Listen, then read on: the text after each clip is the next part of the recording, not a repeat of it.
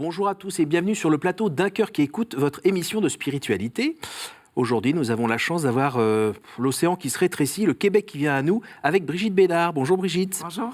Alors, votre actualité, elle est simple. Vous avez écrit un livre qui s'appelle « J'étais incapable d'aimer. Le Christ m'a libéré », paru aux éditions Artege. C'est une édition française d'un livre qui avait déjà été un petit peu publié auparavant au Canada, oui. Sous un autre titre. Oui. Vous allez nous parler un petit peu de son contenu qui est, je tiens à le dire, assez explosif. Juste avant, je vais vous poser une question importante. Est-ce que vous êtes bien installé ? Oui. Voilà. Parce qu'on est loin du Québec quand même ici. On n'a pas les mêmes paysages, pas les mêmes températures. Les gens sont moins sympathiques. Mais est-ce que ça va quand même ? Ça va très bien. Je suis un peu chez moi en France. Oui. J'aime beaucoup la France. Oui. J'ai beaucoup d'amis français virtuels, mais quand on arrive ici, on peut enfin les rencontrer.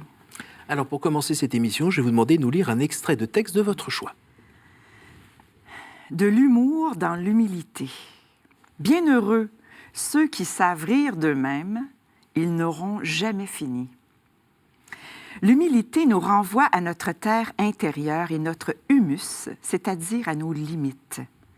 Nous ne savons pas tout sur tout. Nous ne pouvons pas tout. Nous ne possédons pas le tout des choses.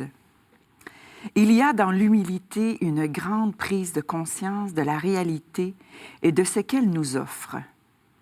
Dans cette prise de conscience réside un détachement des choses et surtout de soi-même. C'est ici qu'intervient l'humour avec sa faculté de rire de soi-même.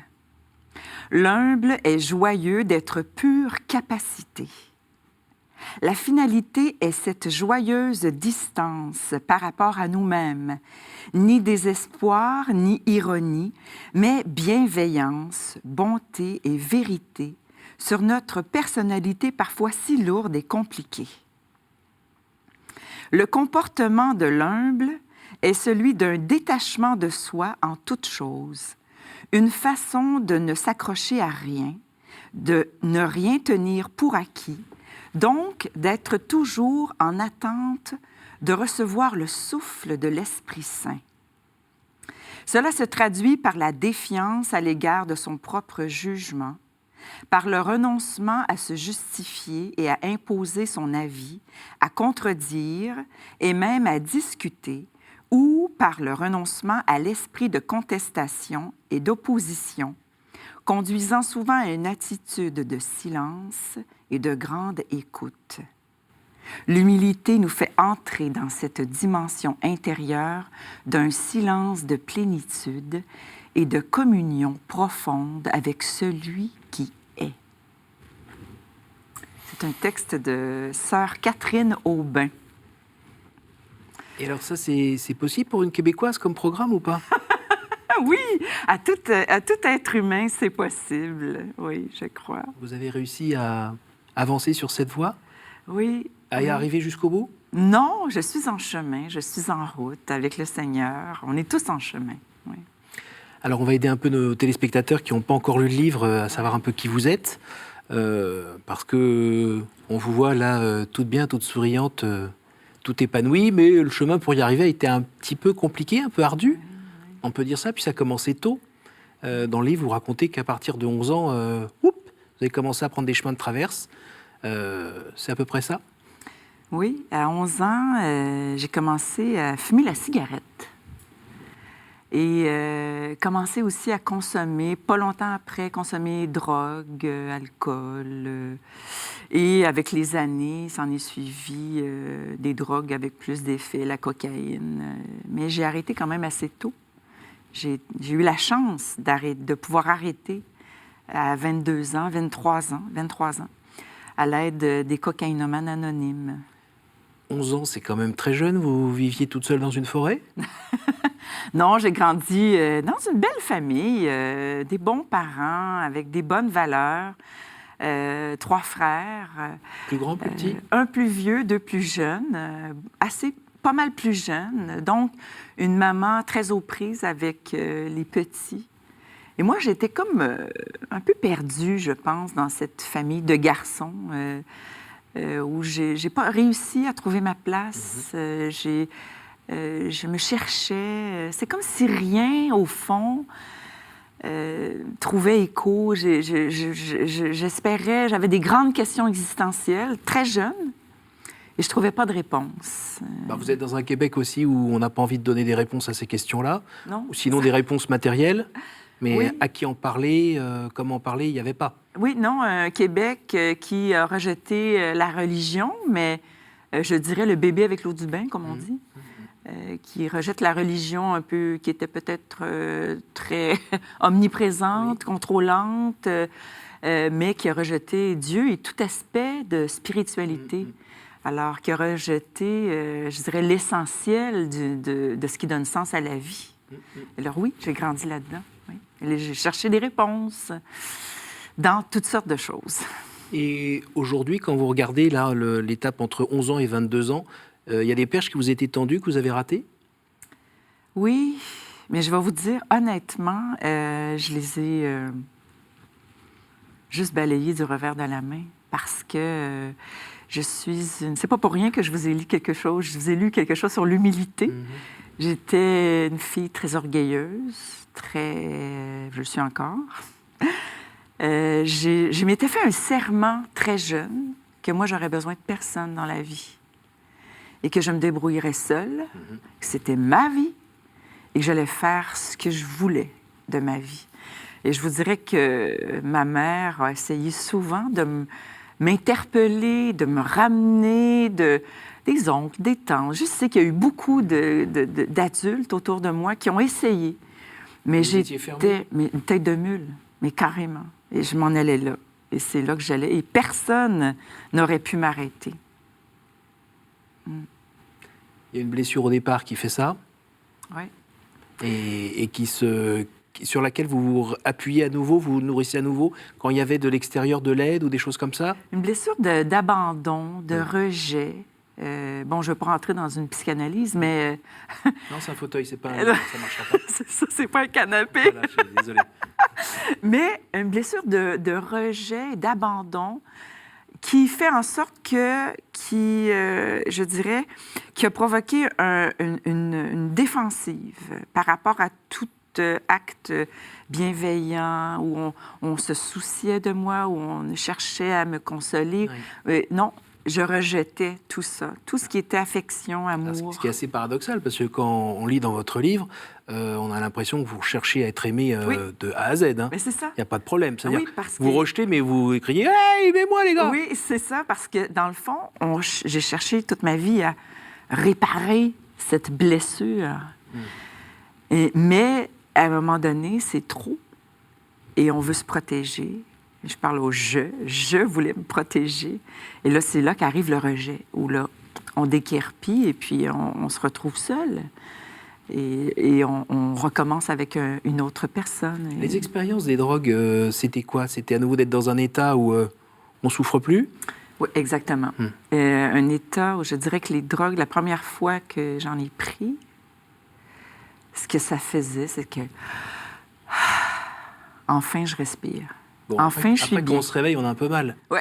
C'est ça. Quand on se réveille, c'est ça qui est arrivé, c'est que j'ai arrêté de consommer. Alors, j'avais 23 ans, vraiment tout, grâce aux réunions. Il y a la cigarette déjà? Non, j'ai continué la cigarette. Pardon. Ça, c'est la drogue numéro 1 que je considère comme une drogue dure. Hein. C'est, pour moi, drogue dure, ça n'a plus d'importance. La cigarette, je l'ai jusqu'à je dirais, d'une façon très insidieuse. Et c'est quand j'ai arrêté de fumer la cigarette, 10 ans après être abstinente de toute drogue, que là, vraiment, le monstre intérieur s'est réveillé. Vous racontez que vous êtes gentiment tombé un petit peu dans une petite phase de déprime, là? Grosse phase de déprime, mais qui était le résultat aussi du style de vie que je menais, parce que j'ai mené pendant 8 ans de temps. Je dirais que j'avais arrêté la drogue, mais une dépendance affective a ressurgi, qui était, dans le fond, la blessure profonde. Parce que la drogue, la consommation, c'est le symptôme du mal-être intérieur. Et je suis tombée dans le sexe. Et par la sexualité... Bien, hein, vous êtes tombée Oui, vraiment. Total. Et là, je cherchais l'amour par la sexualité, Oui.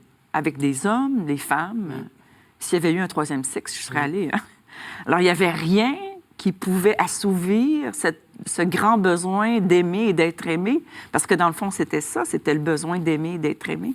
Mais il n'y a pas un moment où on se réveille, après avoir enchaîné les partenaires, avec une sorte de petit dégoût dans la bouche, en se disant...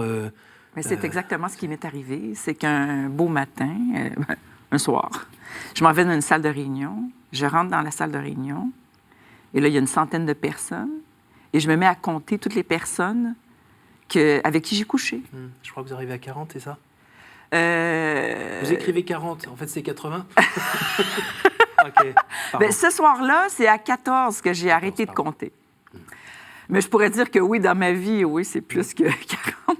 Mais ce soir-là, dans cette salle de réunion, quand j'arrive à 14, le cœur me lève, j'ai le dégoût, et je cours vomir dans la toilette. Et c'est vraiment là où je crie vers Dieu. Moi qui ne croyais pas en Dieu, bon, je croyais qu'il y avait un esprit, quelque chose, mais pas quelque chose de personnel. Et je crie vers Dieu. Et c'est là que je vais tomber dans une dépression totale pendant plusieurs mois. Plusieurs mois. Où je vais aller dans des réunions, mais j'arrive pas à parler. Je pleure. Et c'est un homme, un membre des Cocaïnomanes Anonymes qui devait être tanné de m'entendre pleurer, qui me donne un papier et qui me dit « Brigitte, tu devrais aller à l'abbaye de Saint-Benoît-du-Lac pour rencontrer un moine et faire l'inventaire de ta vie. » Parce que quand on lit votre texte, on ne va pas trop expliquer là, mais il y a les alcooliques anonymes, il y a les cocaïnomanes anonymes, il y a sans doute les sexaholiques anonymes. Sexaholiques anonymes, outre-mangeurs anonymes, mais je les ai toutes faites. Tout partout, voilà. Et donc, à un moment, il y a des étapes à suivre. Ouais. Et donc, il y en a une notamment qui consiste à faire un peu l'inventaire. C'est ça. Voilà. Et là, vous allez partir à Saint-Benoît-du-Lac, rencontrer un moine. Et moi, c'est l'ennemi numéro 1. Hein. Moi, tout ce qui est église, parce que je suis une féministe. Ah bah oui, bien engagée d'ailleurs. Oui, très engagée. Et puis moi, parle-moi pas de l'église, puis des prêtres, des curés. Je les exècre au plus haut point. Et d'ailleurs, vous allez lui expliquer ça pendant, je crois, 2 jours d'affilée. 3. 3 jours d'affilée. C'est à raison d'1 heure à chaque fois. Et là, vous videz votre sac. Oui. Et il s'en prend plein la figure, mais il bouge pas. Il bouge pas. Et il pas. vous regarde. Et il vous parle toujours plus doucement. Vous le racontez ça très bien, on est à côté de vous. Hein. Et il vous parle doucement, il ne s'énerve pas, il ne le prend pas pour lui. Ouais. Cet homme est un homme de prière. Ouais. Et là, au bout d'un moment, vous n'avez plus rien à dire, hein, vous avez tout dit. Et qu'est-ce qui se passe? C'est ça, au bout de 3 jours, j'ai tout dit ce que j'avais à dire. Qu'est-ce qu'a fait une fille quand elle a tout dit ce qu'elle avait à dire et qu'elle ne sait plus quoi dire et qu'elle ne sait plus quoi faire? Je ne voyais pas la lumière au bout du tunnel et moi, je me disais, je vais partir d'ici et je vais foncer dans un arbre, je vais aller me tuer. Et je me suis mis à pleurer. Pleurer ma vie, là. Et lui, il me regardait toujours avec ses beaux yeux, son sourire. Et pas une fois, il m'a parlé de Jésus, hein? Pas une fois. Il a été Jésus. Il incarnait Jésus. Et il m'a lancé une parole de l'Évangile, que j'ignorais que c'était une parole d'Évangile. Je croyais connaître l'Évangile. Et il m'a dit, Brigitte, si tu savais le don de Dieu. Et cette parole est venue m'atteindre vraiment. C'est comme si elle avait ouvert, elle avait percé le cœur de pierre et elle en a fait un cœur de chair tout d'un coup. C'est vraiment ça qui s'est passé. C'est venu me chercher, ça m'a bouleversée. Il s'est levé et il est venu prier sur moi, comme ça, avec ses mains. Je ne savais pas ce qu'il faisait, j'ignorais. Et il a prié, et puis tout d'un coup, l'Esprit Saint m'est tombé dessus. Vous avez ressenti physiquement un peu comme une chaleur, comme un gros spot? Oui, vraiment un spot sur ma tête, comme spot. Ici, là, un gros spot. Et en même temps, de la paix, de la joie, votre vie avait un sens. Vous racontez aussi que c'est un peu comme si le disque dur était un peu en partie réinitialisé. Oui, vraiment. Pardon pour cette image. J'aime l'image. Et là, voilà, il y a avant, il y a après. Oui, c'est comme si, en un déclic, vraiment, j'ai compris que Dieu était vivant, que Dieu, le Père, était mon Père, que j'étais sa fille, que Jésus-Christ était vivant, qu'il était ressuscité et qu'il était mort pour moi, et qu'à partir de maintenant, ma vie recommençait. Ah ben elle recommence parce que vous partez en courant, videz votre chambre, saluez la sœur et direction Montréal. Il faut que j'aille le dire, faut que je le dise, c'est pas possible. Je savais même Et pas ce qui m'arrivait. J'étais... Dans le fond, c'était une Pentecôte que je vivais, mais j'ignorais ce qu'était la Pentecôte, j'ignorais qui était l'Esprit Saint. Je suis rentrée à Montréal et je suis allée dans cette salle de meeting où j'allais toujours pleurer. Tiens, je pleure plus. Non, et quand est venu mon temps pour parler, j'ai dit à tout le monde, arrêtez de chercher Dieu, je l'ai trouvé, c'est Jésus, il est vivant. On est tous sauvés. Je jubilais de joie. Quand vous le racontez, on a l'impression que ça fait, vous êtes tous sauvés.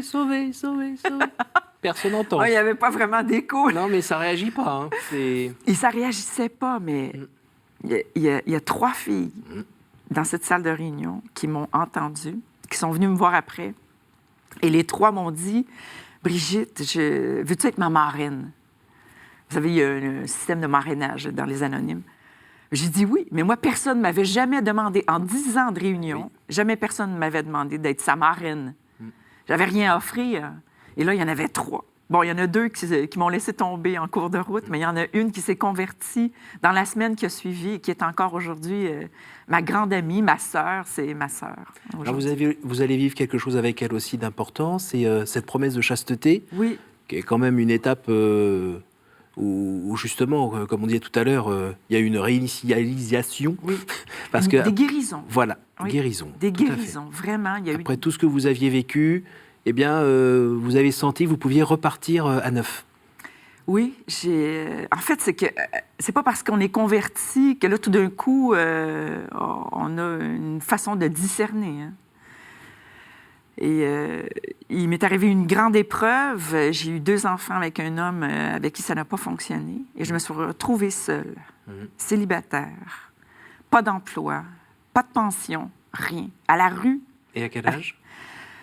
Ils avaient 1 an et demi. Et vous? Et moi, j'avais 33 ans, 35, 36 à peu près. J'avais 2 petits-enfants. Et vous pensiez que ce gars-là était plutôt... J'étais sûre que c'était l'homme de ma vie, mais c'était pas ça du tout. Oui. C'était pas ça du tout, parce que justement, je n'avais pas eu le temps de vivre cette période nécessaire de chasteté pour apprendre à se connaître, n'est-ce pas? Moi, je savais pas ce que ça voulait dire. Non, vous étiez tout feu, tout flamme, vous. Le moine m'avait dit, oui, vous devriez vous fréquenter au moins 6 mois, hein, avant de... 6 mois? Moi, j'avais dit, ouais, c'est très bien 6 mois, tu sais, mais j'ai fait 6 jours. C'était mon record à vie, 6 jours. J'avais jamais fait ça, 6 jours. Et moi, je pensais que ça y était. Moi, c'était pas ça. Donc, j'ai vraiment vécu une épreuve d'humiliation extrême là-dedans. Moi, la disciple de Jésus, je me retrouve seule, monoparentale, avec 2 petits, pas de travail. Et c'est une sœur qui m'accompagnait et qui m'a dit, on va faire une neuvaine à Saint-Joseph. Et là, vous avez découvert Saint-Joseph, le fameux Saint-Joseph qu'on retrouve au Mont-Royal notamment, Saint-Joseph vraiment efficace. Moi, j'ai découvert dans cette épreuve que Dieu agissait dans nos vies de façon concrète. Oui. D'ailleurs, si on lui demande concrètement, il peut répondre vraiment concrètement. Et Saint-Joseph est pas mal comme intermédiaire. Il est incroyable. J'ai bien aimé aussi dans votre livre le chapelet pour la cigarette. Oui. Ah oui, on a essayé Saint-Joseph, on a arrêté de fumer. C'est ma meilleure amie qui a arrêté de fumer grâce à ce chapelet de Saint-Joseph. Et c'est Saint-Joseph qui a fait en sorte que je me suis trouvé un boulot. Mais un beau boulot, là. Mais c'est lui, en fait, qui me l'a trouvé. Hein? Le 8e jour de la neuvaine. Et c'est aussi Saint-Joseph qui m'a trouvé mon mari après... Il faut dire que j'ai vécu cette année de chasteté avec 3 autres filles, toutes monoparentales. Hein? Et c'est au bout d'1 an où on a fait cette promesse de chasteté, où on a toutes les 4 rencontré l'homme de notre vie. Alors, on reprécise juste la promesse de chasteté. Oui. C'était quoi? C'était pour 1 an. S'abstenir de toute relation avec un homme. On pouvait le fréquenter si on voulait, mais vraiment, oui, pas touche. Moi, j'étais là, oui, mais ça veut dire pas de sexe. C'était ma grande question. Et puis, j'ai appris que la chasteté, c'était beaucoup plus que ça, beaucoup plus que pas de sexualité. C'était un réapprentissage de la façon d'être.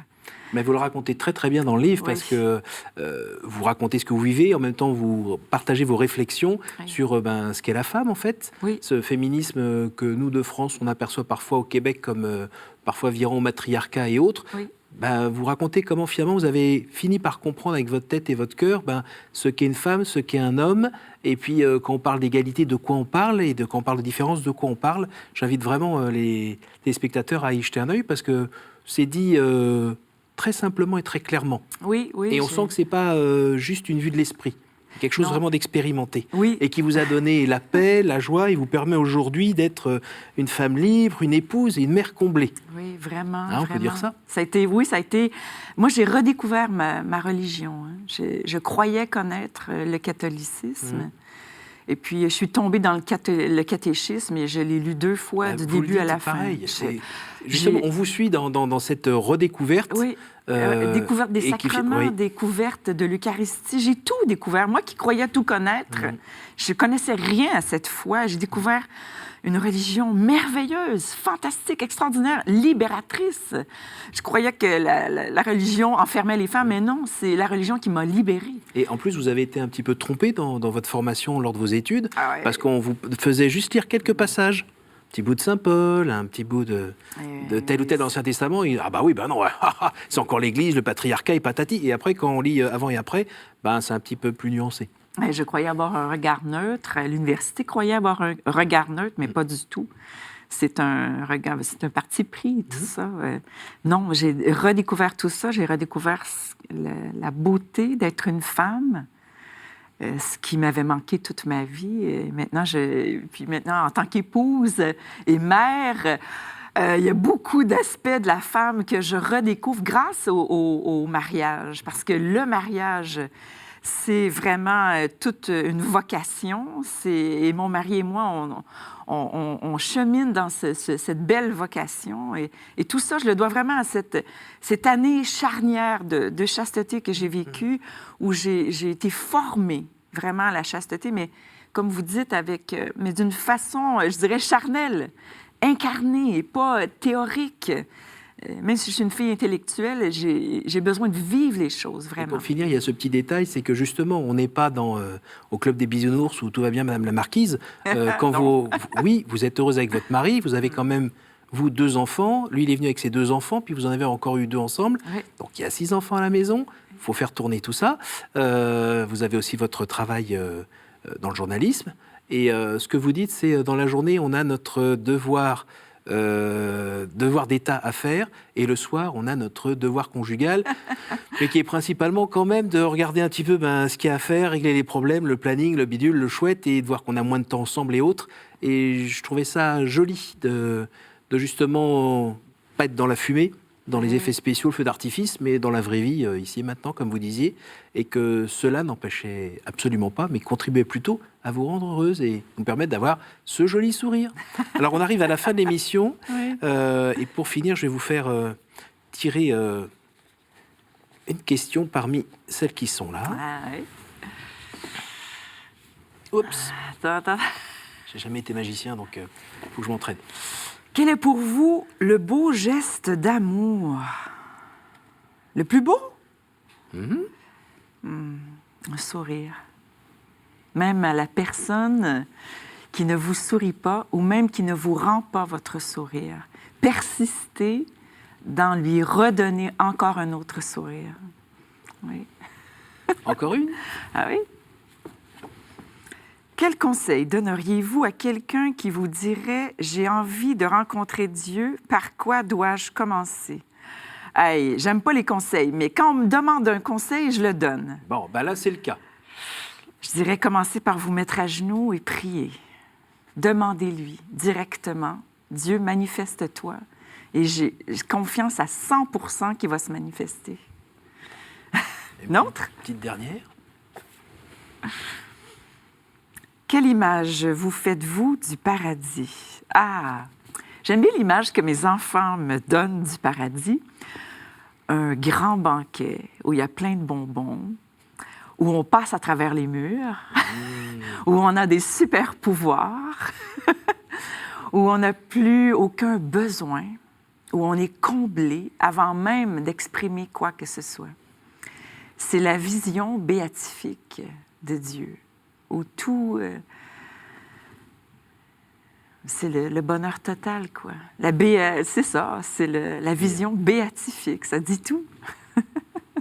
Bien, merci beaucoup Brigitte, merci pour cette joie de vivre, ce témoignage.